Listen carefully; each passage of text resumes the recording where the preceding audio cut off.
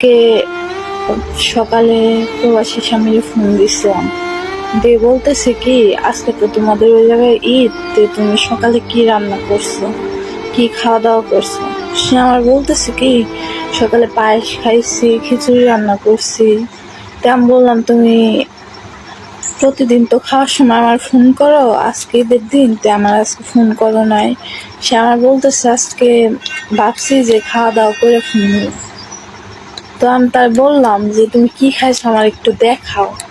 সে আমার বললো আমি খাওয়া দাওয়া করছি, যে পরে দেখাবো নি। আমি বললাম না আমার এখনই দেখাও।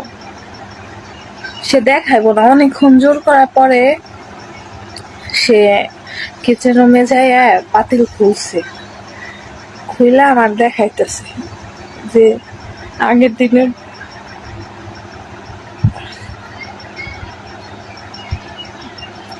আগের দিনের পান্তা ভাত আর বাসি তরকারি তে সে রান্না করতেছে। আমি তার দিকে তাকিয়ে বলতেছি কি তুমি তো কিছু রান্না করো নাই। সে আবার বলতেছে যে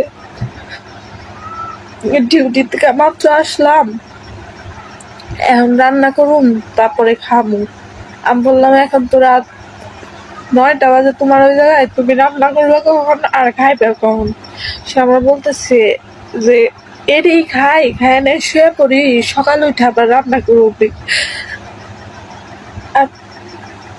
আর তাদের ফ্যামিলির মানুষ এমন করে ঈদ পালন করতেছে মনে হইতেছে কি কারো বিয়ে হইতেছে। আর যারা টাকা কামাই করে টাকার বেশি, তারা আগের দিনের পান্তা ভাত বাসি তরকারি এগুলো খেয়ে ঈদ